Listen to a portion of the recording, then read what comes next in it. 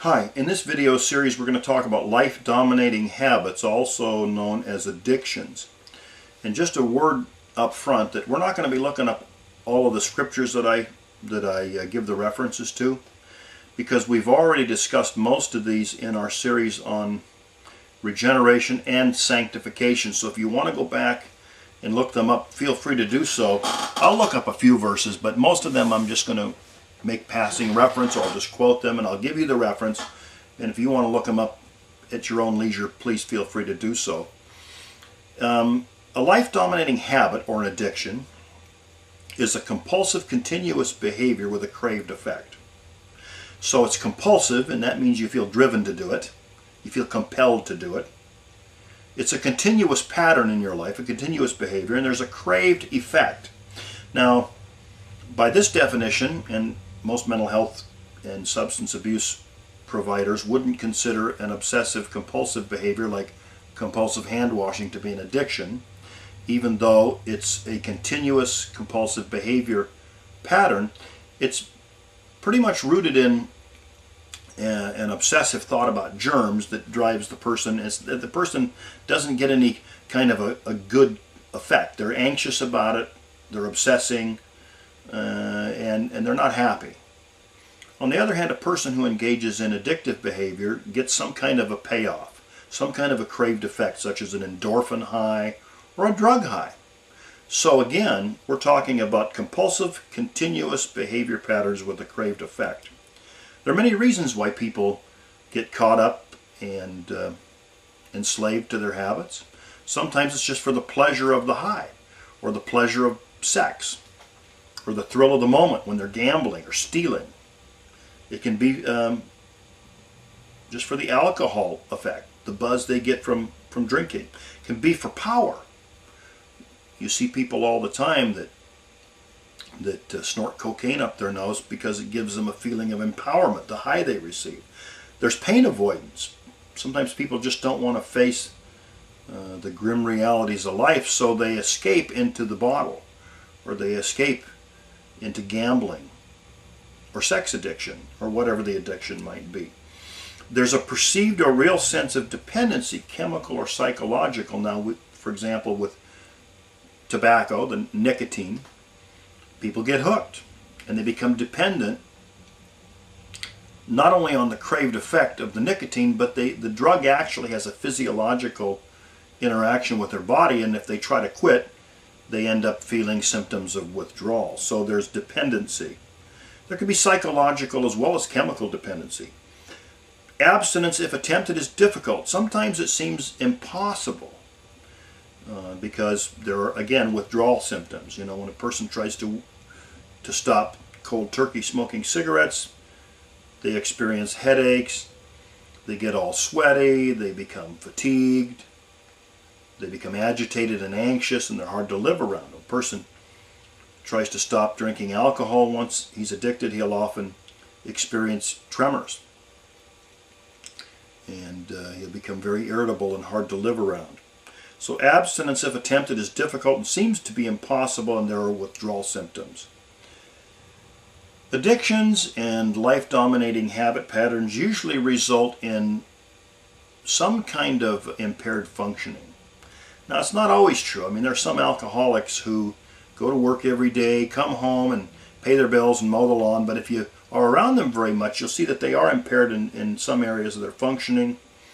And in classic addictions, people are losing jobs, they're getting kicked out of school, they're getting divorced from spouses, their hygiene goes downhill, their personalities change, and they start lying and stealing and cheating and conniving and manipulating, to where the habit dominates and defines the whole life and personality.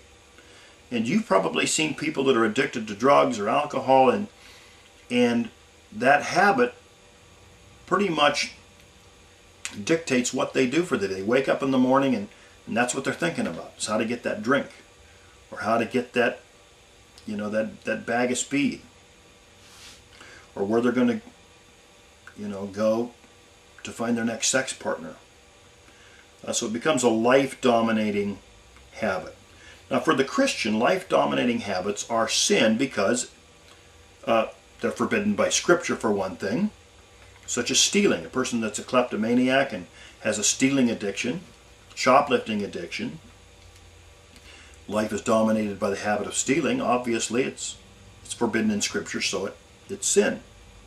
But it can also involve a good behavior out of control, like eating. Now, nothing wrong with eating. God created eating. He created it to be pleasurable.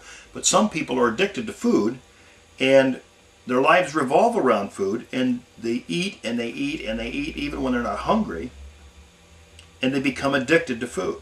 So there's a good behavior out of control, or a good behavior used wrongly or sinfully, such as sex. Sex is a good thing, but if it's not used within the lawful parameters that God has prescribed, and it becomes addictive, then it is sinful. It can also involve a behavior which destroys the body, like smoking. And you know, our bodies are given to us to be used to the glory of God, and we're not to yield them as instruments of unrighteousness to sin. And when we smoke cigarettes and we use other tobacco products, we're destroying our body. And, you know, I don't make a big deal out of Christians who smoke, because I know that I mean, those of us that put a couple teaspoons of white sugar into our coffee, I mean, that's something that's harmful. If you went to the grocery store and tried to eliminate any kind of harmful chemicals and preservatives from your body, it'd be quite a chore. I know there are people that actually do, and I'm not one of them. But if it destroys your body, then that's not good. So it makes you a slave to your body rather than your body being your slave. And you're a slave to that substance. You become a slave to that habit. So I'm probably talking to some people right now, and you know what I'm talking about. You have a compulsive habit pattern that's a continuous pattern. You get a craved effect. You feel like you can't stop. You feel like you're driven to it. It's starting to dominate and define your life. And you know you're in sin, and you know it's not glorifying to God, and you just feel like you can't quit. Might be pornography. Might be alcohol. Might be nicotine. Might be sex. You know, I've known some guys that were addicted to gambling, and they were really hooked in. And I've also known guys that were addicted to video games. Man, I've known a lot of guys that were addicted to video games. And it became a life-dominating habit. Can you imagine your life being dominated by video games? I've seen it. And so, as Christians, you know, we don't want to be caught up in that. But it happens. And again,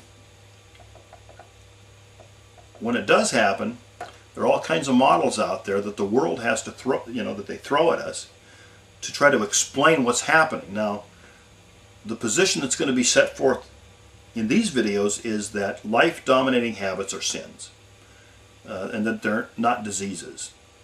Now, I know this runs against the grain of the American Medical Association and the World Health Organization, who have adopted a disease model. And the disease model is the majority report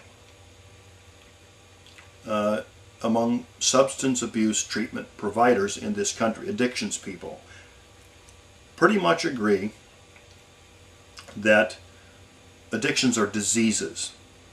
However, there are many researchers, doctors, and psychologists who dissent. Very good people, people with medical degrees, people with PhDs, people who have written books, and people who are on staff at no less prestigious institutions as the Harvard Medical School, who do not believe in the disease concept. So certainly not everyone believes that life-dominating habits, e.g. addictions, are diseases.